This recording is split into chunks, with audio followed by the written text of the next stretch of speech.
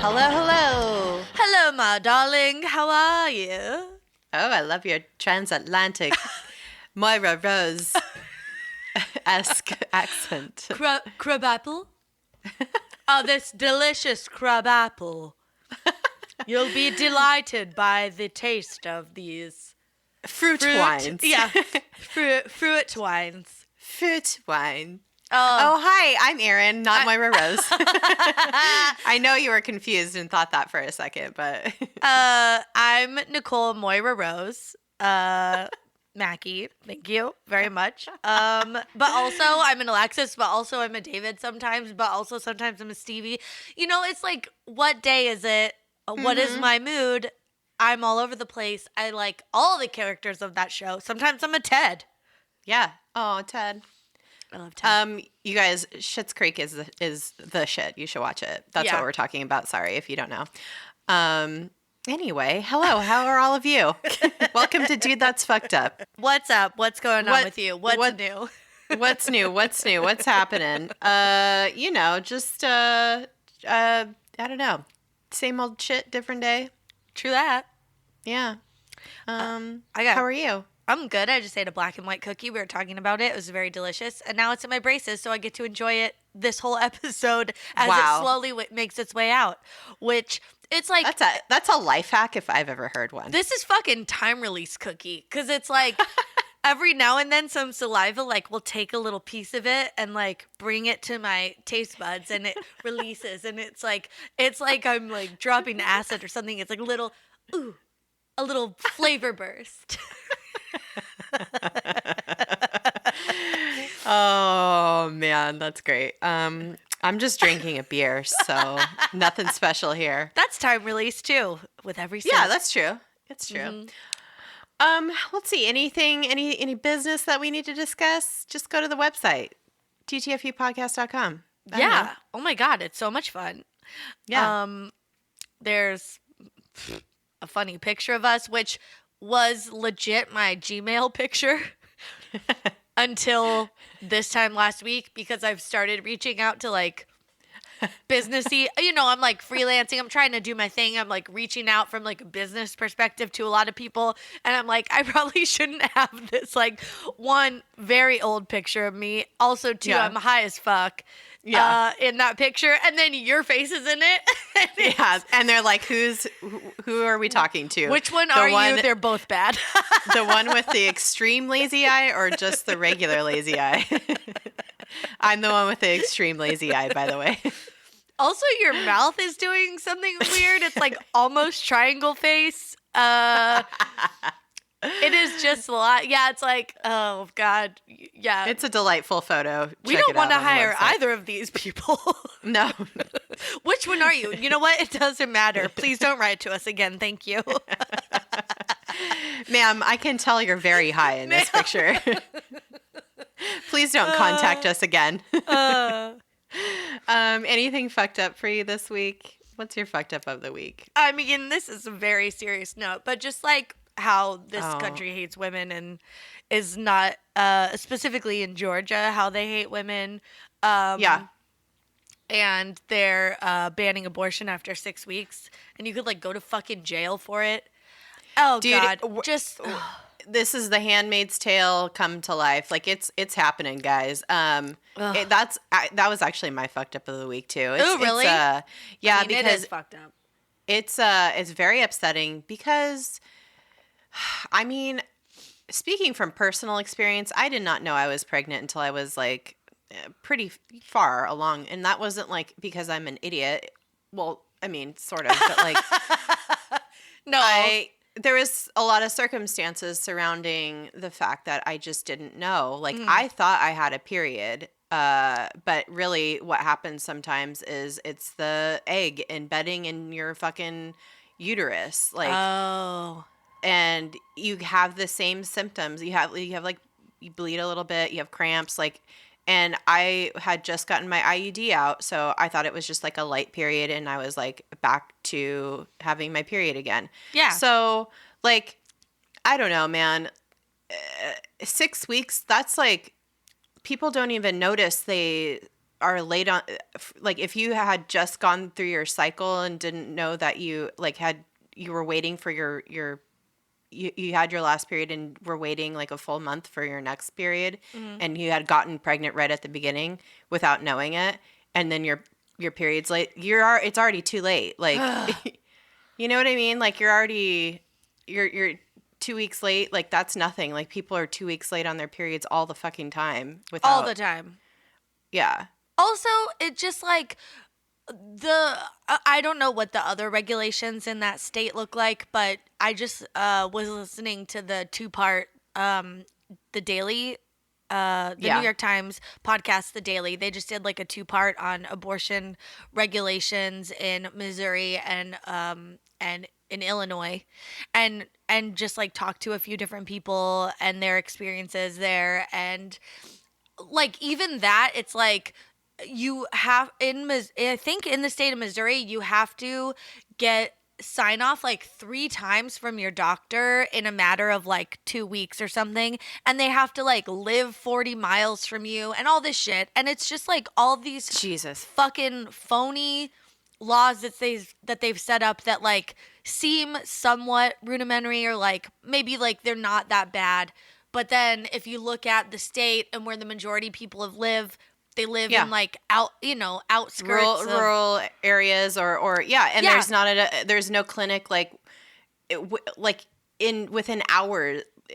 An hour like is a long way for some people. Like it's like hours away from most people. It's insane. Like I had a hard time just booking a regular fucking appointment to get an ultrasound when I first got pregnant. It took like a week and a half to like from finding out I was pregnant to like getting on board with all this shit and doing what you're supposed to do if you want a pregnancy. I don't know how these people are. I don't know. It's just insane. Anyway, fuck.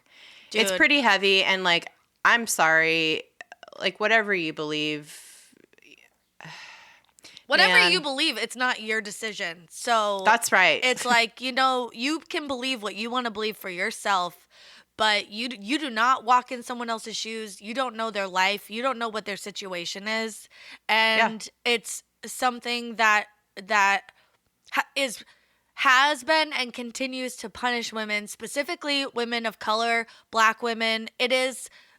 And especially in a state that is in the South where, that's like a majority of the population, it's punishing those women, and it's not giving them anything that can help their situation in the alternate. Like, it's like, no, you can't. No, you have to have this baby. You cannot have this abortion. And you know what? We're also going to shit on you if you need assistance from the government, and we're going to shit on you if you're not in a financial situation to take care of this child. And then if you're not in a financial situation and you have to give up this kid or whatever, you're not able to take care of them, we're going to punish that kid because we're going to put it into foster care and we're going to fuck up its life. Like, it's like and every step along the way. And not to mention, the mortality rate for women, especially Black women in this country, is shocking. Yeah. Like, through childbirth. It's crazy. Like I don't even know what else to say. Having a baby is a death sentence for some people. You don't know what their medical situation is or what is going on with the baby. Like I don't know what else to say other than it is between a woman and her doctor, period. And regardless of what you believe, not giving somebody that choice is infringing on that. And especially like just these fucking white men making these goddamn decisions for other people is I can't. I'm enraging. So over it. The older I get, the more I'm like, this country's so fucked. I don't know how it's getting worse, but it is. And it's like, I just can't, like, I just don't know what to do or say to people out in the world. I'm just like, how are we all functioning like things are okay? I don't know. It's a very wild time. Yeah, it's crazy. Anyway, man. What a time to be alive in a bad way. You know what I mean? Yeah, I know what you're saying. Fuck. Girl, man, Yeah. It's sorry. That's how we feel. Yeah. And I'm sorry. I'm for not anybody sorry. who's going through a time. Yeah. I'm sorry for that. But I'm not. I feel like we needed to talk about it. Also, we talk about this stuff personally a lot, but we hadn't talked about this yet, which is why it's so raw. Yeah.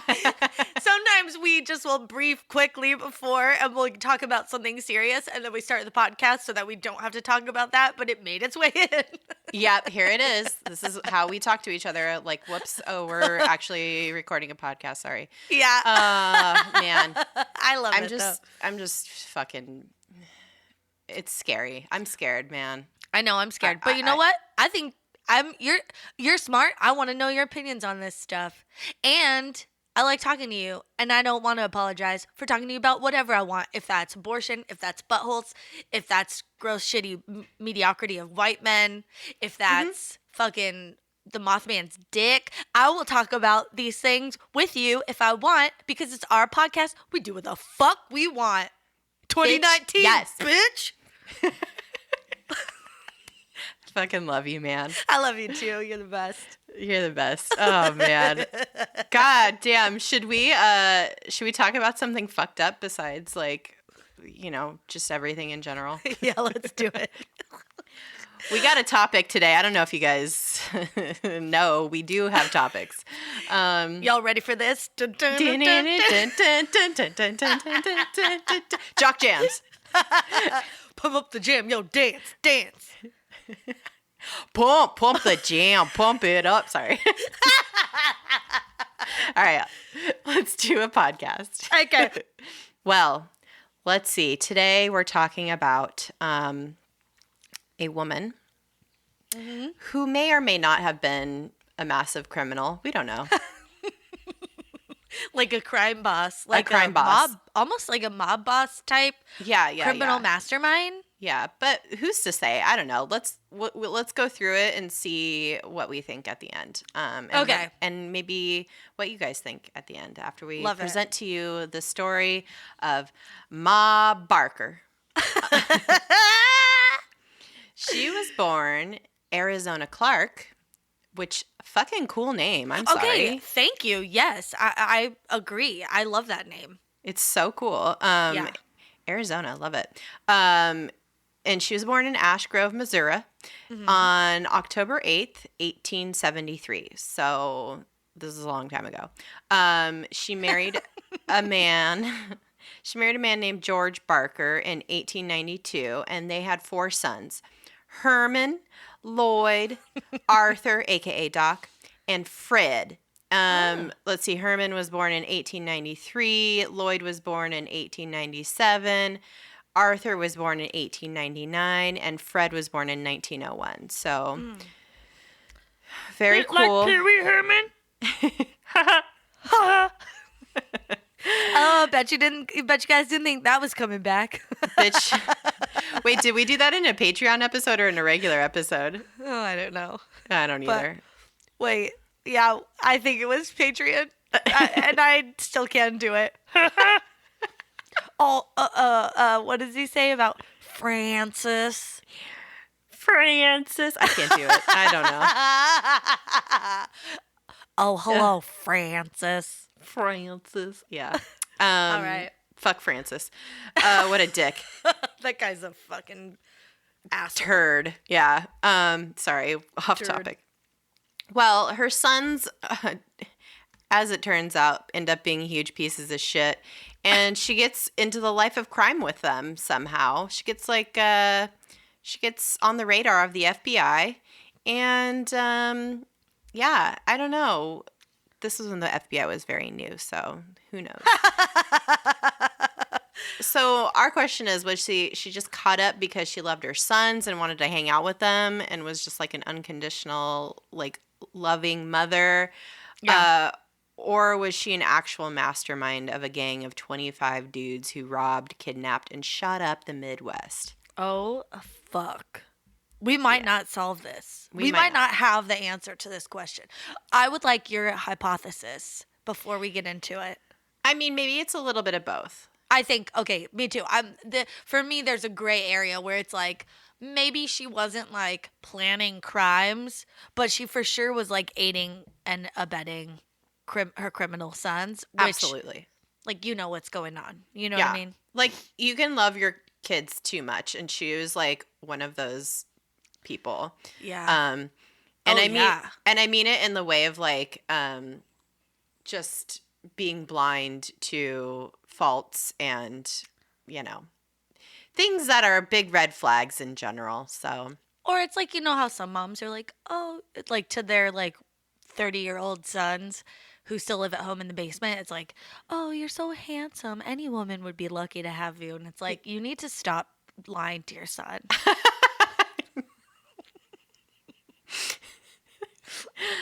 well, Oh, it's like the mom of the Flat Earth Society guy. yeah, exactly. Okay, that is it. Yeah. It's like, oh yeah, I think, I mean, maybe you're right, or I guess maybe you're smart. And it's like, Yeah. no. The crimes you're committing aren't that bad. I don't know why these mean policemen are trying to put you in jail. Yeah. It's just really, it's really rude. You have so much talent for robbing people. Yeah. Here, So- eat your meatloaf. Yeah. So she's, to me, I think the mom from the Goonies, like the mom that of the crime dudes, the Fratelli Yep. brothers or whatever, that's who I have in my mind when I think of Ma Barker. Yeah, that's So I don't know if that's accurate or not, but I like looked at pictures of her. She even has like that jowly kind of scowly face. I was you know? thinking, you know what's weird? I was thinking of that exact same lady, but a different movie, which is Throw Mama from the Train. Yes. Where she is a total nightmare, but not a criminal. I Yeah. don't think. So, yeah, that's funny. But she does look like that lady. Yeah, she definitely resembles her. Yeah. Anyway, so her kids were real assholes, like always. And it's probably because like her and her husband just didn't bother to make sure they went to school or generally got an education. Now, this is the turn of the century. This is like people in the country are probably not doing so great. And then we're like heading into the early days of the Great Depression. I don't know. Maybe that had something to do with it. Maybe not. I don't know. They were poor. They didn't. The dad, George Barker, was kind and shiftless dude who couldn't hold down a job. And then she's probably like doing her best to raise 4 boys, but they are wild. So all the boys are getting in trouble from a pretty young age. Herman fucked up first since he was the oldest. He got arrested for highway robbery after running over a child in the getaway car. So already starting off really terrible. And then Was he riding a bike? I don't know. Like the kid? No, Herman, like Pee Wee Herman and Pee Wee's Big Adventure. I was like, what? Oh. No, I don't know. Was there a woman driving the getaway car, and was she like, "Tell him Large Marge"? That's sad. And a kid died. Oh God. I mean, I don't know if the kid died or not, but definitely. It doesn't say. But I assume, back in those days, it was like, you get the flu, you die. You get hit by a car, and your legs all mangled. You're probably gonna die. I don't know. Fucking splinter in your finger. You dead. You're dead. Yeah. They had no vaccinations. Everybody's dying everywhere. So either way, fucked up. So over the next few years, Herman and his brothers were just repeatedly involved in many, many crimes of increasing seriousness. Like they just kept leveling up. It's like they would started out stealing a pack of gum, and then they ended up doing, I don't know, robbery and murder. Eventually. Oh, God. So, yeah. Well, you work your way up, Yeah. They were, I guess, inducted into major crime by a gang called the Central Park Gang, which I guess was a pretty famous gang back then. I don't know. It sounds like a fucking musical. Let's go do some crimes. We'll steal a and we'll kick and we'll dance. And we're the worst men you could ever find. We're the Central Park Gang. Yeah, yeah. That's our musical, guys. Unsurprisingly, Herman died pretty early.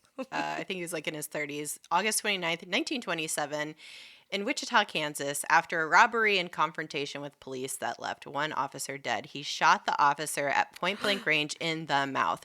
These dudes were ruthless. Like, they were not just like bumbling idiots. They were like fucking bad guys. Holy fuck. How did he get that close to the cop? I don't know, man. Dude. He was just gnarly. And he ended up killing himself to avoid getting caught after he was seriously wounded after crashing his car. Oh, he shot the cop, fled the scene, got into an accident. And then was like, yeah, exactly. And then in 1928, Loyd Barker was incarcerated in the federal penitentiary in Leavenworth, Kansas. I don't know what he did to get in there, but probably like many, many things. Yeah. And then Arthur, aka Doc, got thrown in Oklahoma State Prison around this time. And then Fred, I don't know if he's the youngest or not, but he was the youngest. He also got thrown in jail, thrown into Kansas State Prison. And then around the same time, around 1928, George, the dad, is like, fuck this trash ass family. And he just like leaves. He leaves Ma. She's all by herself. This reminds me of like when you do we don't do these anymore, but like when you would do a class project with people and there would be like someone just like being like, no, we should do this. And you're like, no, I don't think that's a good idea. And everyone's against it, but they're like steamrolling the whole group. And then it wasn't a good idea and it like turns out bad. And then they just like fuck off and they're like, yeah, I'm not going to work on this anymore. You guys suck. And you're like, no, this was your bad idea. Yeah, you fuck. Well, George was garbage. Come on. Yeah, he was just like such a trash person too. But it's like the trash family of his own creation. Right, yeah. He was like, some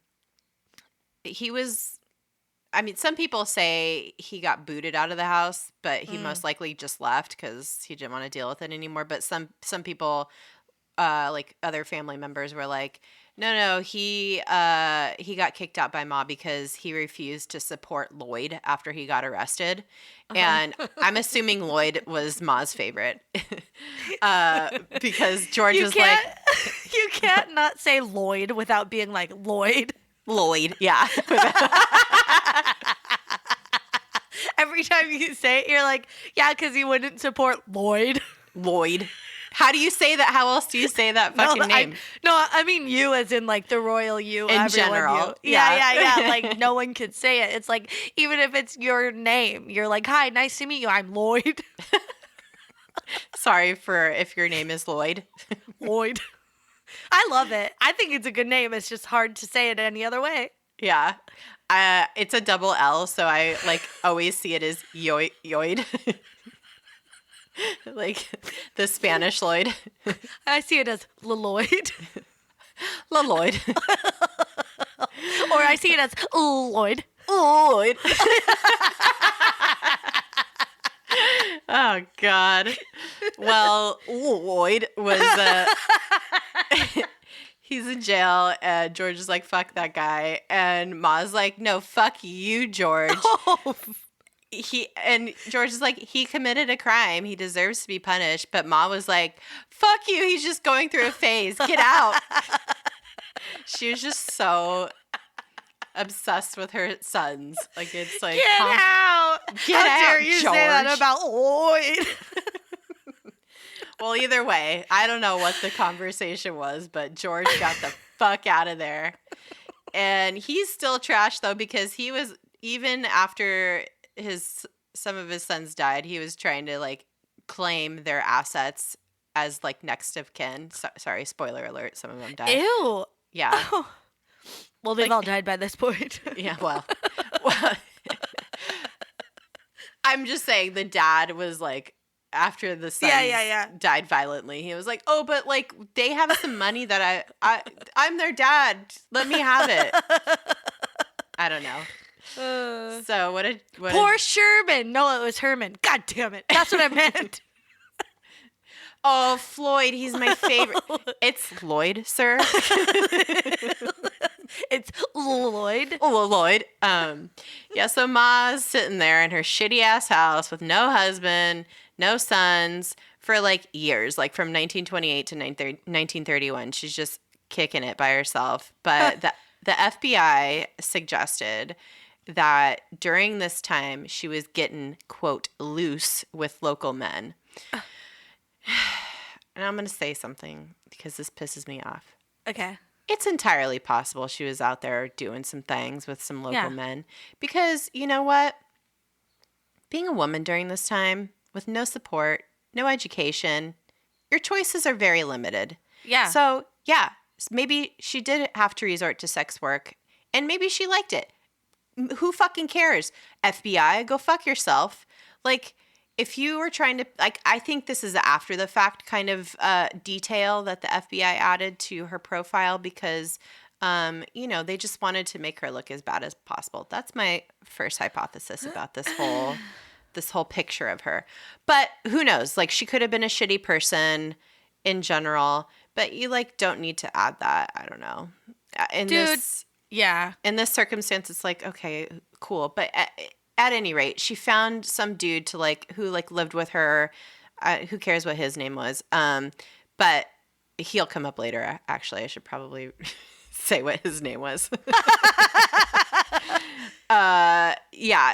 This guy. Oh, Arthur Dunlop. Dunlop. Starts living with her around 1930, and he was like this jobless dude who just kind of clung on to her. Anyway. Listen, one thing's clear. Maybe she wasn't very smart. And I don't mean like that to be rude. I mean like common sense wise. Yeah. Maybe she wasn't a good decision maker, I feel like. And I think that's fair to say. Yeah. Yeah. I think that's fair. But anyway. But also maybe she was desperate. We don't know. We just don't know. At any rate, I don't think it's necessary to be like paint, like if you're going to paint this picture of this person, FBI, to like include the detail of what she was trying to do to survive. No, it's sexist. Yeah. So. Yeah. So yeah, I think that like helps them springboard into other areas of her life that they want to paint a bad picture about. So anyway. Okay. That's all. That's all I have to say about that. But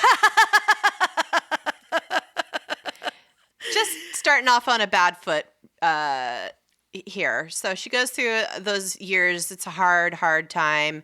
Again, the Great Depression is in full swing, and she's struggling, doing what she can to survive while her 4 sons are in prison. She has no one to support her, but then she hooks up with this dude, Arthur Dunlop, and that was that period of time. And then she gets through it. I think her sons, some of them at least, get out of jail, and that's when things start going kind of wild. Yeah. Okay. I feel like she wasn't very present in this next part that we're going to talk about. But this is the thing. Like, people are like, oh, see, like, she wasn't really around when this was happening. Like, she was, like, living with some of her sons during this time.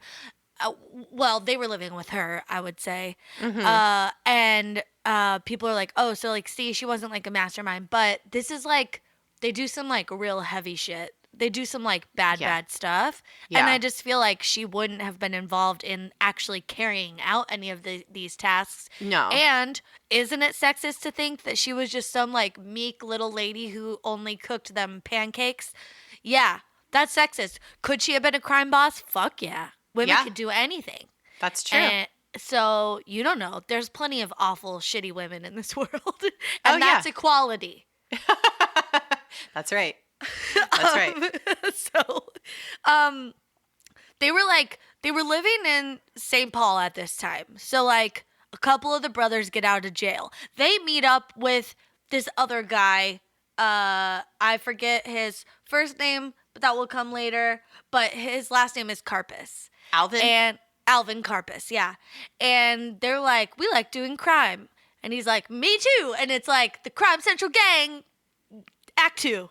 Yeah. Except they're not the Crime Central Gang. They're the Carpus Barker Gang. The Central Park Gang. What did I say? Park Central? You said Crime Central.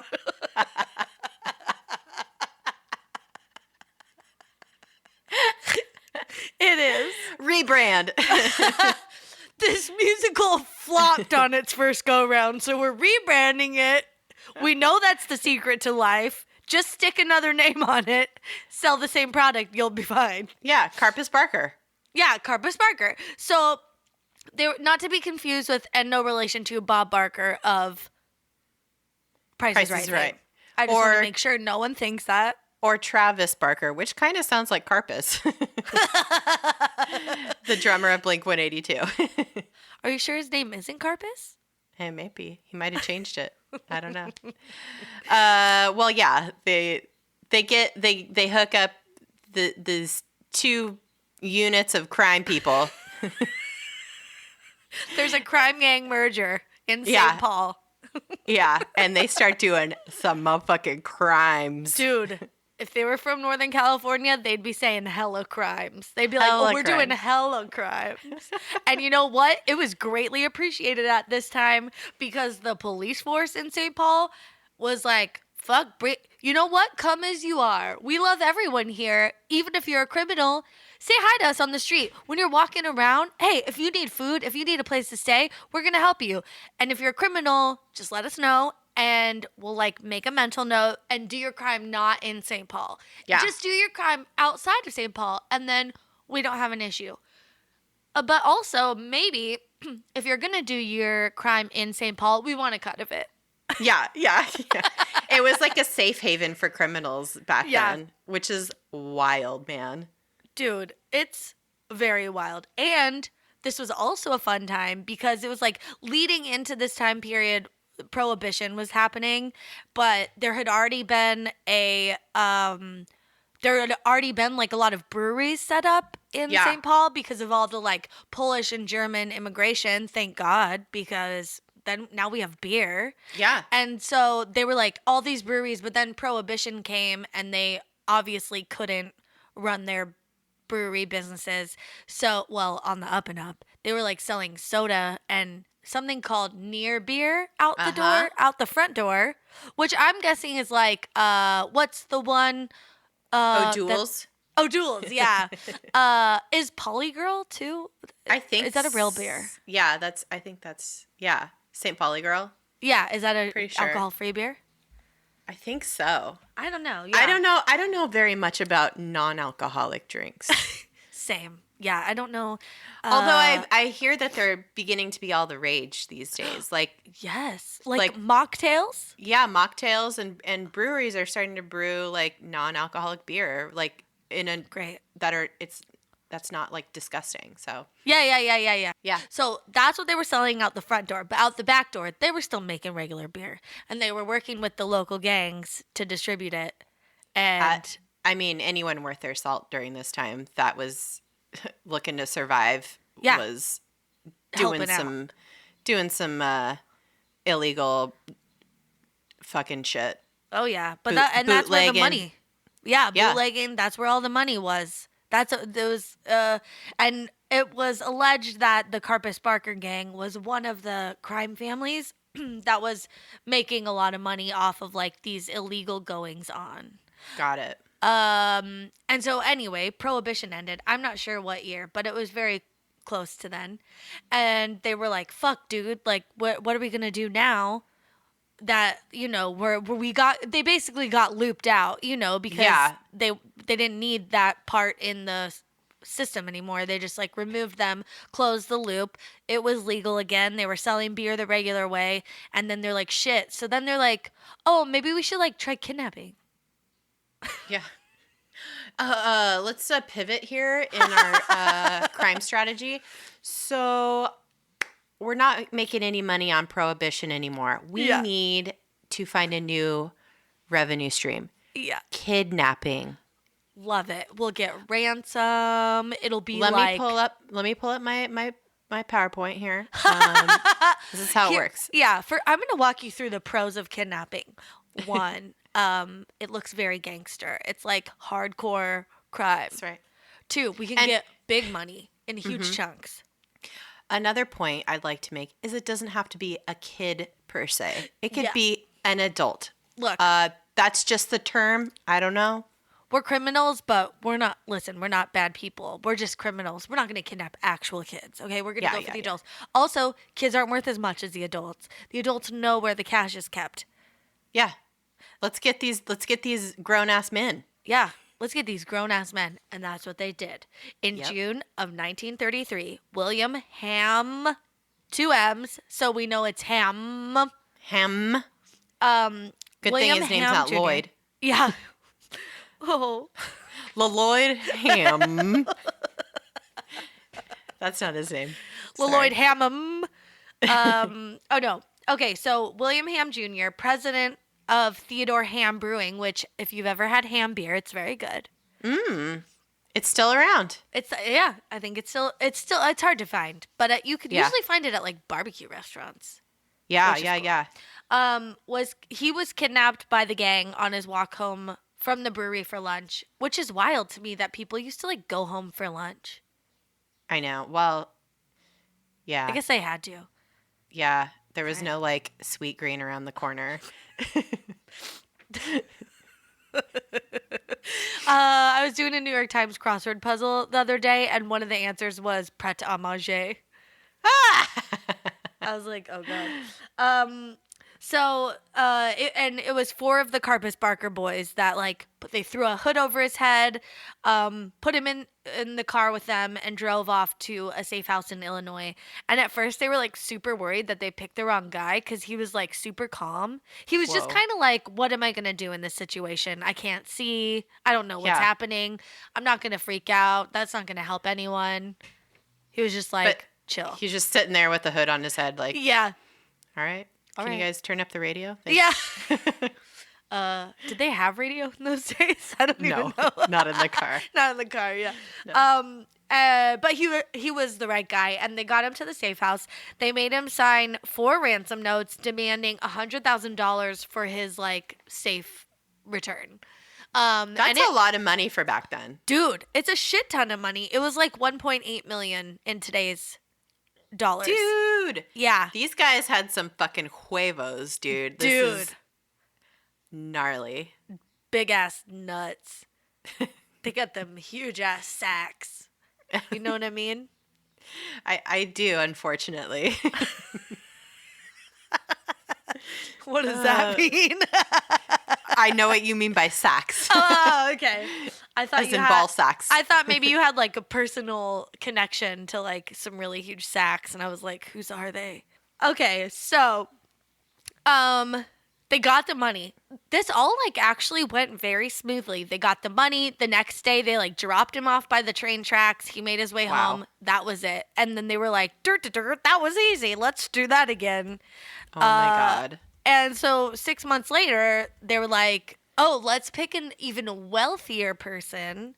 And they went for the president of Commercial State Bank, Edward Bremer, who, Wow. this is interesting too. His father was the owner of Schmidt Brewery.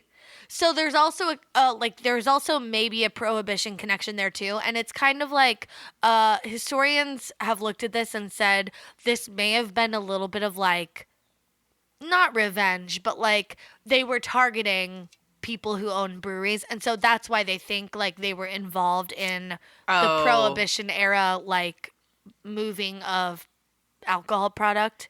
I see. So they Do you were know what I like, mean? yeah, oh, this is a nice brewery here. It'd be a shame if something happened to it. Yeah. After Prohibition, Yeah. after working with these people who are illegally moving alcohol through their breweries. Yeah. Yeah, I and see. they were pissed that they got cut out of because Yeah. now it was legal. So they're like, wait, what the fuck? But we still want to work with you. And they're like, no. And then they're like, oh, really? Oh. Oh. You think you're all legal and hot shit now? Oh. We'll see about that. We'll see about that. I don't think And so. they did. And they did.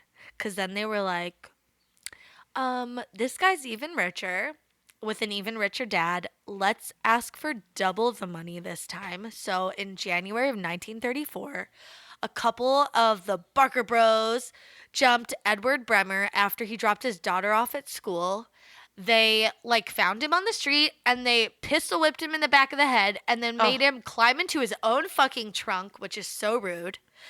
And then they got in his car because they're like, well, we can't leave his car here and he's in his own trunk. We'll take this car and then we'll like go switch it out with another car. But then when they got in the car, they couldn't figure out how to work his fancy car. So they had to like go back around to the trunk and be like, hey, sorry about this, but can you start your car? We need to kidnap you. Hurry up. Let's go. Yeah. And he was like, okay. So he helped them start the car. And then they took off. They changed cars down the road. And there was obviously like a bunch of blood in his trunk. And so when the police found his car, they're like, oh, no, he's probably dead. But he wasn't. He was in that same safe house in Illinois that they had been to previously, I think. And at this point, things are still going smooth because they had started working with Police Chief Tom Brown of St. Paul, who was soups corrupt, and was helping them find people he like helped them, I think, pinpoint Bremer as like a good person. A good mark. Yeah. And then he was like, oh, P.S. there's people in his inner circle that are like super corrupt and they'll totally help us like Get the ransom. And they won't talk. That's what we need.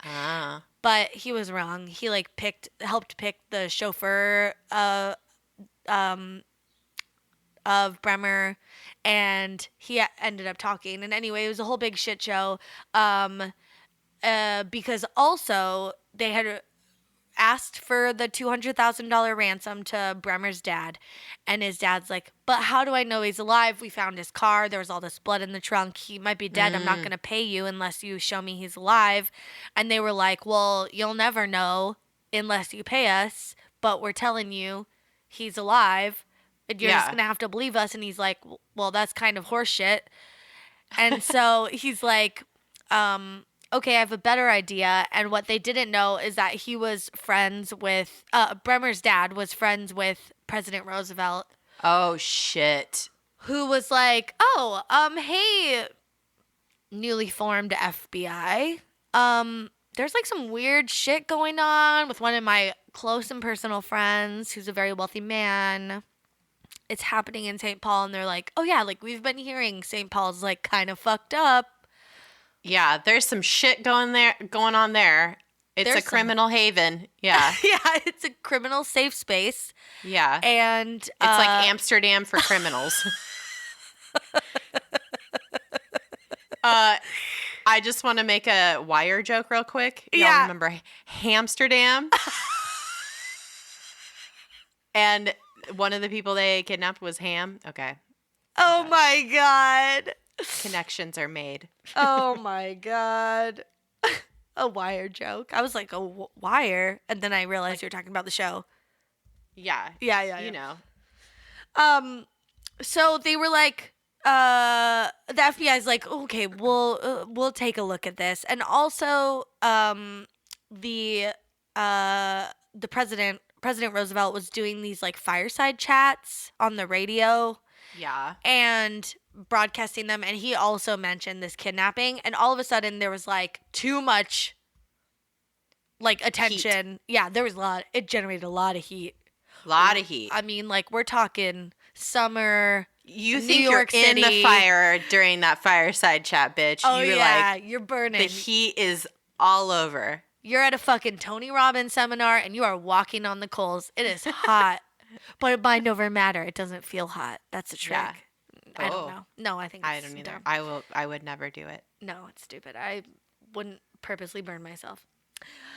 All right. So then there's way too much attention. And the FBI's like, listen, we'll give you the ransom cash and we're going to record all the serial numbers on it so that we know when it gets laundered where it's going. It's very smart, and that's how we'll catch them. And so they did that. They ended up giving the gang the cash, and then they asked Brenner for information on his kidnappers when he like made it home safely, and he didn't want to say anything because he's like, no, they'll kill me. They said they'd kill my family, blah blah blah, and they're like, stop being a baby. Like, how are we supposed to find these guys? They're just gonna torment other people. So he ended up telling them like who was involved, and then the FBI was like really able to closely monitor the money at that point, because they're like, okay, they like run in these circles, they're probably going to reach out to these people about laundering the money, and so the gang freaked out. They're like, fuck, like there's way too much attention, they're waiting for us to make a move and make a mistake. So they ended up going to like Cuba, and then they didn't want to stay there for whatever reason. So they ended up coming back and moving to Lake Weir, Florida with Ma Baker again. So they're back in her house, and they just like at this point were hiding out. So like basically they spent a year trying to figure out how to launder this money, not getting any breaks really. Yeah. And probably like I think they were still committing smaller crimes, and they had like other people in their, you know, gang that were helping them bring in an income and all this stuff, but they couldn't launder this big pile of money that they had because the FBI would have caught them immediately. But it didn't matter because they ended up getting caught anyway because there was too many people involved at this point. I think at one point during, I don't know if it was during this time or like before, the like Arthur Dunlop dude that Ma Barker was living with, he like had a big mouth. Like he drank a lot and he had a big mouth. Oh, what a winner. She really knows how to pick up. She really does. But he fucking had some loose lips, and I think they were like, this guy's got to go. He's going to cost us some serious shit. So they killed him. Oh my God. Yeah, they fucking killed him. Fucking loose end, you know, you gotta snuff it out. Yeah, you gotta tie it up. They killed Ma Barker's like dude, boy toy. And she was like, I don't know. She After still, all that, yeah, she still was like, my kids are. It's fine. My kids are my kids. Well, their undoing eventually was by one of the minor gang members in their gang. He's like a little junior gang member. He's like part of the chorus line in the musical of Crime Central Park. Yeah. Crime Central Park. Of the Crime Central Park gang. Yeah. He's like a chorus member. He's a minor character. Like maybe we met him in like Act 2 for like a minute, but he's back and better than ever in Act 3, baby. Because he's like, listen, I'm going to do some crimes. And then when he got caught, the police are like, ooh, we hear rumors that you're part of the Carpus Barker gang. Is that true? And he's like, I don't know what you're talking about. And they're like, well, you're going to go to prison forever. And he's like, oh, I think I do know what you're talking about. Oh, that gang. I thought you were talking about another gang. Oh, I thought you were talking about the Travis Barker gang. Oh, okay. Got it. I thought you were talking about the Corpus Christi gang. Oh, yes. That's different. So he was like, okay, his name was Byron Bolton too, which you'd never trust a Bolton because we know from Game of Thrones that's bad. And unless it's Michael Bolton, he seems like an okay guy. But they were like, okay, tell us what's up. And he's like, okay, they're hiding out in this place in Florida. Just give me a lighter sentence. And they were like, okay. So basically, he pointed. He narked. Snitch. And I, snitches get stitches. I don't think I think he just probably like lived his life after that. I didn't read much about him after that. Who cares? Yeah. But now the FBI knows where they are. Yeah. And they fucking. They are going. They're going in. Go ahead. What happened? Well, they figured out where their hideout was. Mm-hmm. And at this time, I mean, I think it was just where Ma Barker and her son Fred was. Yeah. But it was a hideout because they were like secret. But before that, they had captured Arthur. her other son, Yes. not her boyfriend. Her other son got arrested in Chicago. And what solidified their like knowledge of where the hideout was he had a fucking map on him. Oh no. Arthur got arrested in Chicago in January of 1935, and he had a map which showed exactly where the fucking oh god hideout was. Oh my god. So they knew they were in Florida, but like didn't exactly know where to find them, and then they find this map on Arthur. And so they find right, because it's Ma and Fred that are. I thought it was Ma and Doc for some reason. Yeah, but it's Ma and Fred that are holed up. Right. So and so on the morning of January 16th, the FBI surround the house, and they weren't aware that. So they're trying to get like the gang. Like they know this is where the hideout is. They think that it's like a bunch of the gang is here. Or like they know it's a hideout. Yeah. Yeah. But they didn't realize that a bunch of the gang members had left 3 days before, leaving only Fred and Ma in the house. So the agents ordered them to surrender, but then Fred started shooting. And they had like a 4-hour shootout, which was gnarly, I guess. 4 hours. Dude, that's fucked up because, like, okay, we still don't know what involvement Ma has had at this point. We don't know if she was like also shooting at the FBI during the shootout. But God, I don't hope so, but like I hope she like I hope so. Yeah. I hope she was like involved and not just like scared in there with her son basically holding her hostage, not letting her go out, you know. Like that's rude. So this fucking shootout is happening and it's 4 hours long. Apparently, this is allegedly, I don't know if this is true or not, but a bunch of local people like in the neighborhood came out to watch the events unfolding. Some of them even had picnics during the gunfire, which fucking Florida, man. Dude, I was going to say it started early back then. And then when the gunfire finally stopped, it stopped because they had killed both Fred and Ma. Oh. And the FBI this is really fucked up. They made a local estate handyman named Willie Woodbury go into the house wearing a bulletproof vest to see if there was anybody alive inside. Oh my God. They didn't even go in themselves. They just were like, oh, sir, you know some of the houses around here. Have you been in this house before? Yeah. So can you just put this vest on really quick and just go check and see? He was like the equivalent of a fucking like bomb robot, basically going in. So rude of the FBI. Sir, you look poor. Yeah. What did you say your job was? Oh, you're a handyman. So I guess you just like do whatever someone needs you to do. Great. We have a job for you. You're just gonna wander into this house. Oh, we have a vest. We don't have a helmet. Awful. So, yeah, they that's made fucking a rude. fucking handyman go in and check and see if they were still alive. That's fucking rude. Awful. So, yeah, they found the bodies. They're both in the front bedroom. Fred had a lot of bullet wounds. Lots of he was totally riddled with bullets. Ew. But Ma appeared to have died from a single bullet wound. Oh. According to the FBI account, a Tommy gun was found lying in her hands. Other sources say it was lying between the bodies of Ma and Fred. I don't know who knows what's real. Yeah. And then they put their bodies out on public display.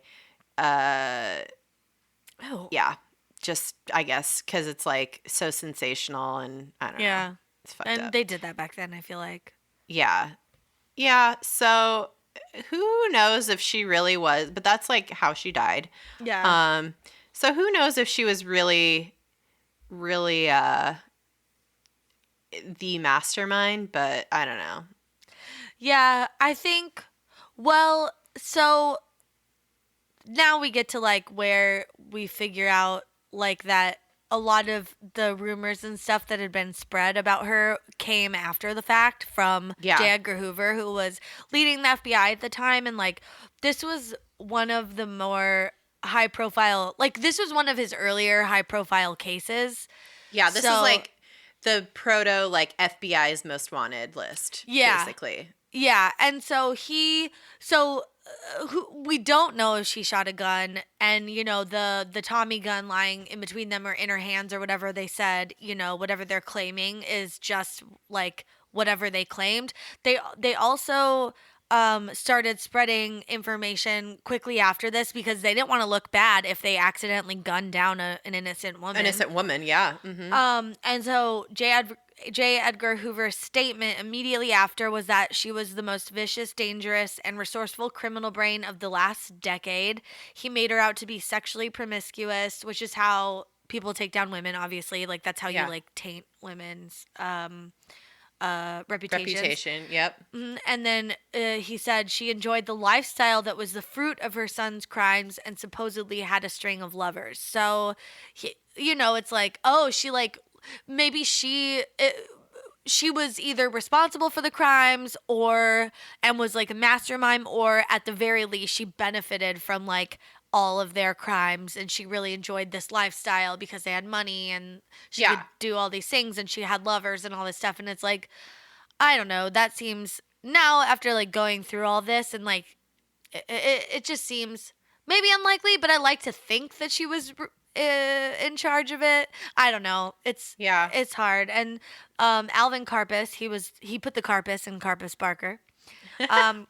He later wrote like a memoir or something. He like wrote down some of the events that happened, and in this account he claimed that Ma Barker couldn't plan breakfast, let alone be a criminal mastermind, which I think is a huge fuck you to her, and I think that's even ruder. And it sounds like maybe it's someone who wanted to take all the credit for being the Karpis Barker gang and being the head of it, but wasn't really, and fucking felt bad about it, so he had to defame her. And so that sounds shitty. And I don't know. I just don't know what to think about it. Yeah. I don't know. Like, who knows? Like, we weren't there, obviously. Yeah. But, like, the whole aftermath of this is that, like, they just really, the FBI really painted her with a very fucked up brush. They were just like, she was the mastermind. And it's like, there was like a bunch of dudes just like, they were just committing crimes of opportunity. It didn't seem that organized. If she really was a criminal mastermind, I feel like it would have been like a little bit more organized. I don't know. Well, they kidnapped you. I feel like they did. Yeah. They did. They weren't just like robbing trains. Right. They did like up level, but who knows who was responsible for that. And I hope she was. Otherwise, she died in a very sad way. Yeah. Yeah. And women can do crimes. Yeah, women can do crimes. As I was reading this very interesting tidbit popped out to me. So Doc Barker, Arthur, her one son, that I think he was the only one that survived, maybe because he was in prison. Yeah, he. I don't know where he was, but he in 1935 was sent to Alcatraz. Mm-hmm. And he was, so he ended up in Alcatraz. I think he was sitting there, and then Alvin Karpis was also arrested soon after, and I think sent to Alcatraz as well. And a bunch of the gang members ended up at Alcatraz, which is very interesting. Doc was killed after he tried to escape Alcatraz in 1939. Oh. But then Alvin, he was... I don't know when he got sent to McNeil Island Penitentiary, but this was like up in Washington State. He was sent up there.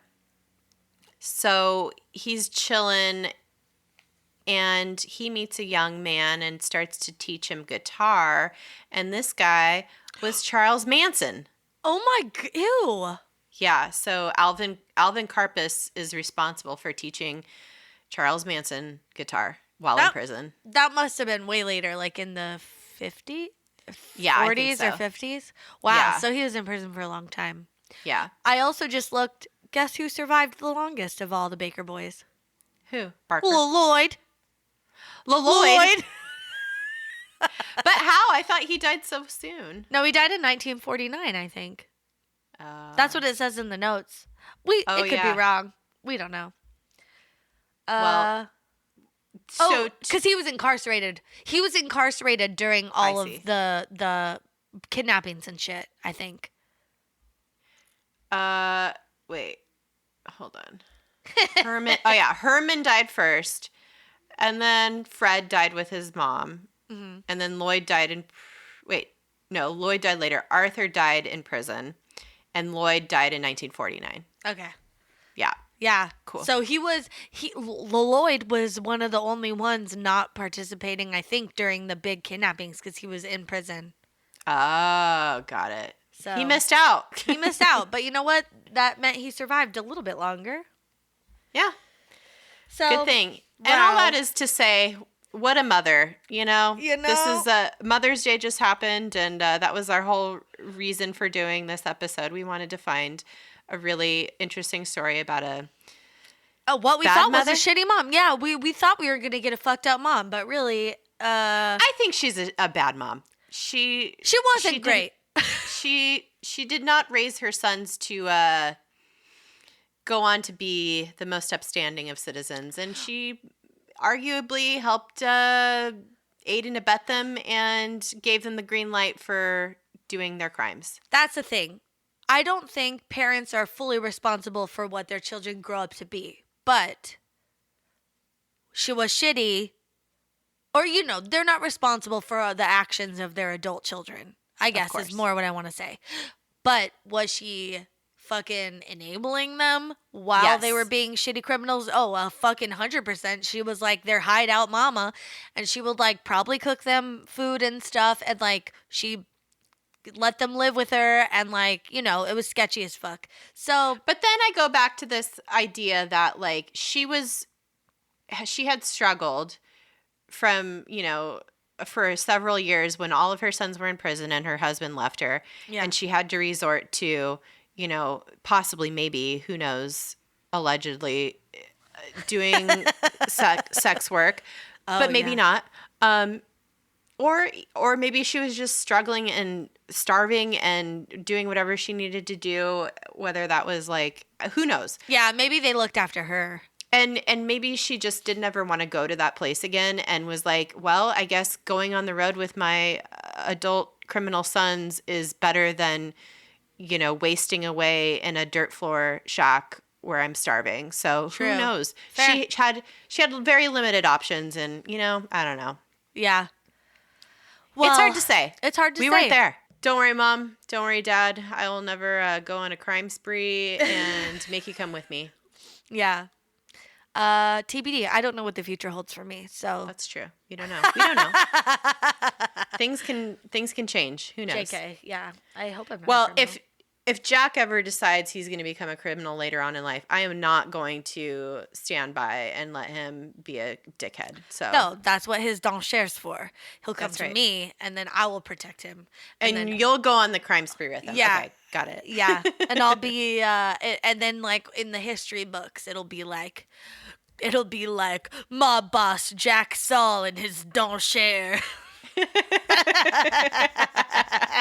Me and my doncher. All I need in this life of sin is me and my doncher.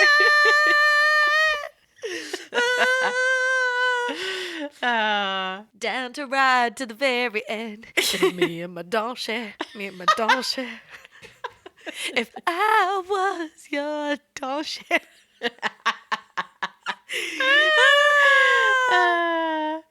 Oh my God. Call me your doncher, 'cause I'll be there for you if somebody hurts you. But it will never be me. Yeah. I hope you sing that song to him for his whole life. I need to work out the lyrics so they're not sexual in any way, because that's a very sexual song. And down to ride to the very end, I only mean in the crime way. Yeah. You know what I mean? Like in the life way, yeah. Yeah, in the life. That song is very sexy because it's Jay-Z and Beyonce, and they're talking to each other about, their sex life. Their sex, and just like how they're down to like be with each other. And then there's like some Prince influence in it. You know. Okay. Yeah. I got to clean it up. Make it more crime related. Okay. Cool. I'll write that right now. Okay. Yeah, you could sing it to him for his 18th birthday. When he graduates high school. We'll make him listen to every episode of this. Oh my God. No, there's things he does not want to hear. No, he should know. He should no. hear it. It's part of becoming a well-rounded adult, I think. Ew. I feel like you've talked about like masturbating too much. That's true. For your son to hear about, even as a teenager. Actually, that's when it's the worst. Oh my God. But you know what's going to be great? You can like threaten to embarrass him by sharing stuff with his friends. Like you could like you could be like, I'm going to send your friend this podcast. That's and I'll be true. like, no, fine. I'll go to school. Yeah, that's true. That's a good point. Okay. Like if you're gonna stay home, you could help listen to my podcast. Oh no, I'll go to school. You know, from Billy Madison. You can stay home and help me shave my armpits. I say that to. So, I don't know. I say that on probably a weekly basis. Same. I just referenced it the other day, and I was like, that was so funny. Oh, because Adam Sandler hosted SNL. That's right. It was good. Yeah. It was very good. All right, guys. Sorry. No, this was probably all cut out. We don't know. Yeah, who knows? Well, that's Ma Barker and her horrible criminal sons that she loved unconditionally. To a fault, and it got her killed. Or maybe she just needed a place to crash. And a hot meal. Either way. Wow. Follow us on social media, aka Sochmeds, at DTFU Podcast and all the things. We're definitely doing a better job already this week of being social media posters. If you really want to like get in on the convo, join the private Facebook group. You have to answer the questions to be let in, or I will deny you. First, I'll let it sit there for a few days to see, are they going to fill this out? Then they go, they don't fill it out. Then I go, denied. And that's sad, and it makes you sad. Boo. Yeah. Just like, you don't have to get crazy with it. Just be like, we just want to know that you're like a real human. And maybe you've only listened to like one episode, and that's okay. Just say that. Yeah, that's totally fine. Just answer bus driver signs. You could say anything from the first episode. Herf. Yeah, that comes later. Yeah. But anything's fine. And also check out our Patreon, because there's some very fun content on there right now. You guys, we are much more loose on the Patreon, which I don't know, maybe that's not what you want, but it gets really wild. We laugh pretty hard. We have bonus episodes. We do video Q&As, which are really fun. We did last month. We had a video Q&A with us and Pete and DJ, and that was really fun. It was so fun. I liked hearing from them. Yeah. So, and that's like what, the $5 level? That's like, yeah. That's the lowest tier, most affordable level. Yeah, you don't, and you support us. Ask whatever you want. You could ask whatever you want. You could support us at any level that you want. But there are rewards for certain levels, so check it out. Yeah. It's extra content. So you're getting something for your support. It's wonderful. It's so fun, and we love making it. All right, guys. Thank you so much for listening. Have a wonderful day. Be excellent to yourselves and each other. That's very important. Very important. We love y'all. Thanks for listening. Bye-bye. Bye-bye.